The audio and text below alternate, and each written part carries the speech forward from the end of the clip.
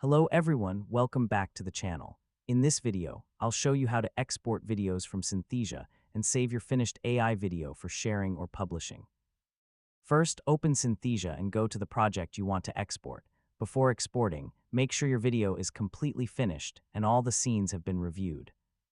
Start by watching the entire video from beginning to end. Check the AI avatar, voice, pronunciation, script, visuals, subtitles, music, and scene transitions.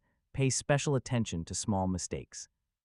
Look for spelling errors, incorrect information, awkward pronunciation, missing visuals, or scenes that don't look properly aligned. If you find any problems, return to the editor and make the necessary changes before exporting. It's better to fix issues in the project rather than discovering them after the final video has been created. Once everything looks correct, find the option to generate or export your video. Select the appropriate option and allow Synthesia to process the project. Depending on your project and account, Synthesia may provide different export or sharing options. Choose the option that best fits how you plan to use the video. While the video is processing, avoid making unnecessary changes to the project. Wait until the generation process is complete.